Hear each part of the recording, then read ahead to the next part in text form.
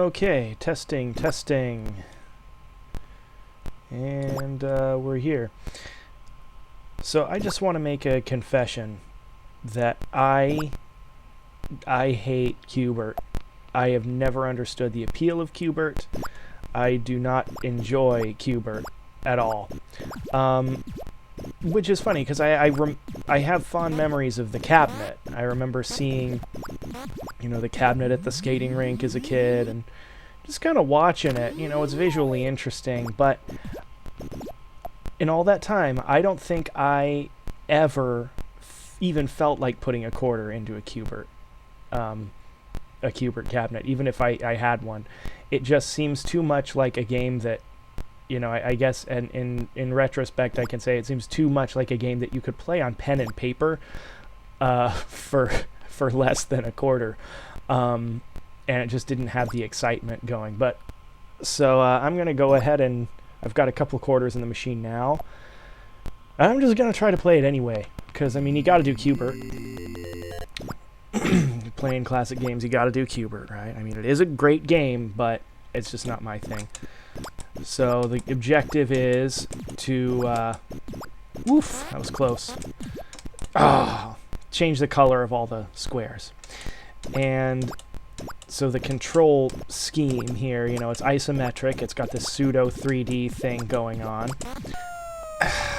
And I can't get used to it, because basically up is, the up and to the right, and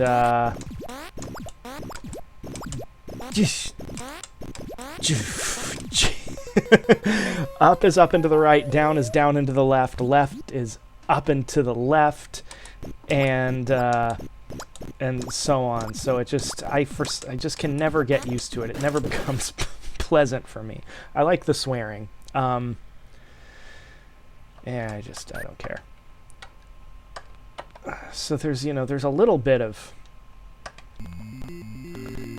suspense in there as the the coily snake and all that are chasing Q Bert, but man, it just doesn't get more exciting than this, I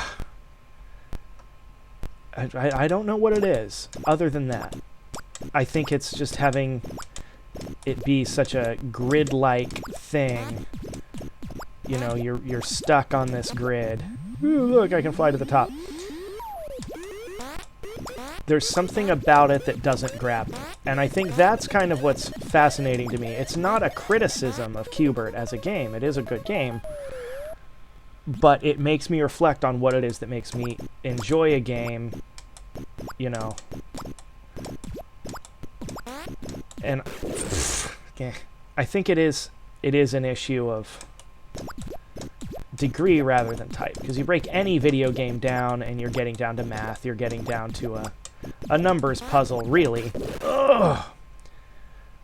But I like for it to be more of a I guess a frame by frame thing, where the rule system somewhat mimics real movement, and so the challenge comes from your own skill set and virtuosity and in maneuvering within the game, rather god damn it. Sorry, kids. Rather than figuring out the board mathematically. I like for there to be a greater degree of separation there. And of course that, you look closer and closer, and that difference is going to disappear at a certain point. Because, of course, any game, you can game it out. Oh! But it's just too rigid. I guess that's the simplest way to put it. It's too rigid for me to get into it.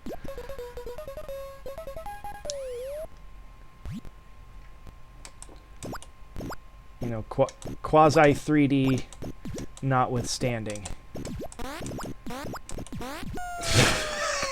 You'll never take me alive!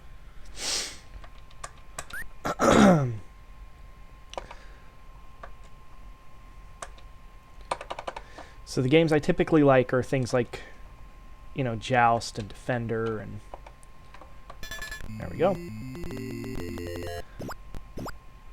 Ones where you can kind of make, you can feel proficient at least making decisions on the fly. Like you're pulling off a cool trick, And, oh, God. In Q Bert, all you're doing is jumping from grid to grid. From square to square within the grid. So there's nothing that happens that really makes you feel like, oh, that's cool, I just barely pulled that off, Okay,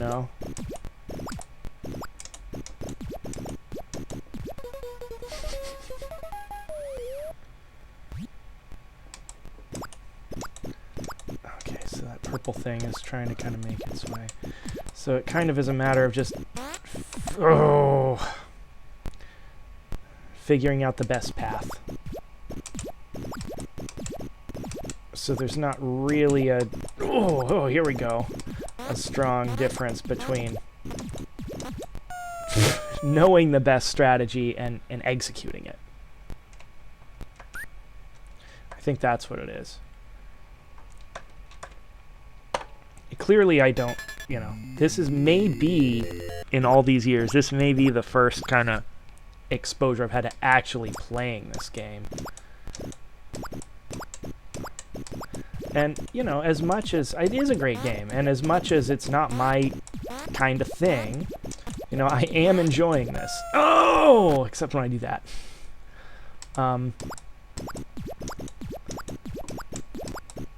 Would I want this machine squawking at me in the corner of my house all the time? No, I don't think I would. Oh!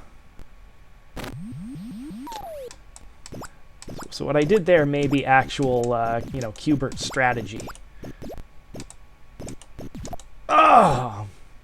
You can use the spinning disc to lure the coily snake away to his doom, or her. I don't know. I don't know if they're male or female or both, or maybe they're like slugs. Maybe they're hermaphroditic, and that's some sort of, go. The little gumball thing is some sort of like larval phase, I guess. I tend to overthink stuff. All right. Come on, Q Bert. Let's give it a little bit of time. I'll try kind of backtracking. Let's see if this works a little better. Let the snake follow me. Okay, lure the snake away.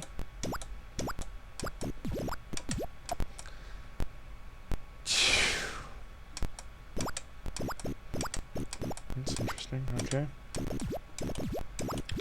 It's like a Rubik's Cube, I never got into Rubik's Cube either.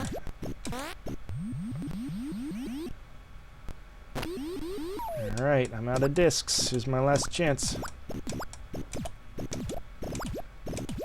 Have you ever seen someone solve a Rubik's Cube really fast? It's pretty amazing. And I feel like they must, like I imagine a a high-scoring Q Bert player must. They must be feeling it on a level that I totally just can't, Here we go.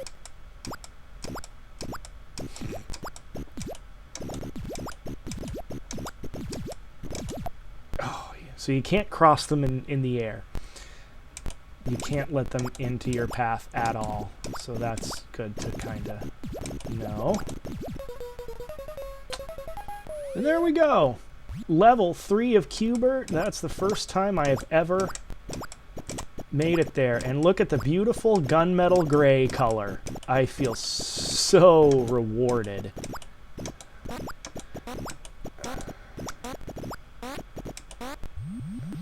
I have a friend. I should have made it all the way down to the corner. I have a friend who's a, big time Q Bert fan. God help me if he heard me talking about his one of his favorite games this way. Level 4, round 4. Oh, and there it goes. I'm the supreme noser. That's just because nobody else is bothered Oh, and it's, yeah.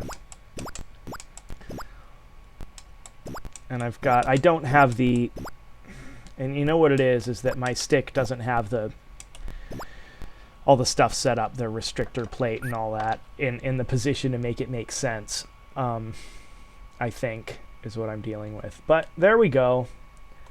So that'll be my high score. So I ran out of time. So that's me playing Q Bert.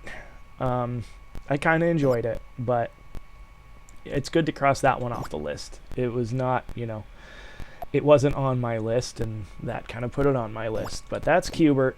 Done poorly by me. And I will see y'all later. Have a good one.